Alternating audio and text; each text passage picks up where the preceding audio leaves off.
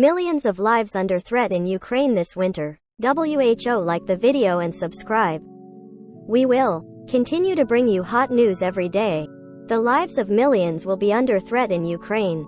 This winter, the World Health Organization has said, half of Ukraine's energy infrastructure is either damaged or destroyed, and 10 million are currently without power, said Dr. Hans-Henri P.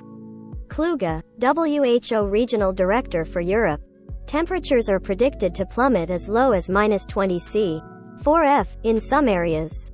The WHO has documented 703 attacks on health infrastructure since Russia's invasion began. Last week, Russia hit more energy installations and civilian buildings in one of its heaviest aerial bombardments of the war. This has been a recent Russian tactic following setbacks on the battlefield, and its impact is starting to be felt more acutely as winter sets in. And quote, put simply, this winter will be about survival, end quote. Dr. Kluge told a news conference in the Ukrainian capital, Kyiv. Ukraine's health system is in quote, facing its darkest days in the war so far, in quote, and the best solution is for the conflict to end, he added. Due to the attacks, hundreds of hospitals and healthcare facilities are in quote, no longer fully operational, lacking fuel, water and electricity to meet basic needs, in quote, he said. Maternity wards need incubators. Blood banks need refrigerators and intensive care beds need ventilators, he said, adding that, end quote, all require energy, end quote.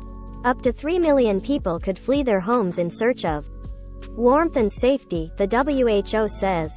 Dr. Kluge said he was, in quote, very concerned, end quote, for 17,000 HIV patients in Donetsk, end quote, who may soon run out of critical antiretroviral drugs that help keep them alive, end quote. Much of Donetsk is under Russian control, and Dr. Kluge said he was, in quote, urgently calling for the creation of a humanitarian health corridor into all newly regained and occupied areas, end quote. There are also concerns about COVID cases rising, end quote, with low basic vaccination rates, let alone boosters. Millions of Ukrainians have waning or no immunity to COVID, end quote, Dr.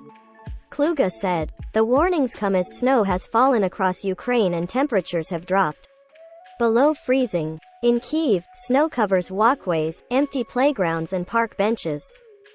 Few people are on the streets. Despite the snow, winter has not officially started and temperatures are likely to drop much further. The Zaporizhzhia nuclear power plant, which used to produce more than 25% of Ukraine's electricity, no longer generates power. There was renewed shelling at the plant over the weekend. The head of the International Atomic Energy Agency, IAEA, Rafael Grossi, condemned the attacks, saying it was another, in quote, close call, in quote, at Europe's biggest nuclear power plant. IAEA experts toured the site on Monday, and the agency said they found widespread damage, but that there were no immediate nuclear safety or security concerns.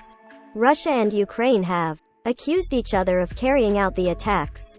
Elsewhere in the war, Ukrainian prosecutors have given details of what they have found in 4 alleged torture chambers in Kherson after Russian troops left the southern city. They say people were, in quote, brutally tortured, end quote, and that batons, bullets and an electrocution device were discovered. Last week, Ukraine said it had found the bodies of 63 civilians bearing signs of torture near Kherson. The BBC also spoke to 2 people who said they had been held for more than a month in, quote, torture chambers, end quote. Russia denies committing abuses during its invasion. We hope the video was useful to you. Like the video and subscribe. We will continue to bring you hot news every day.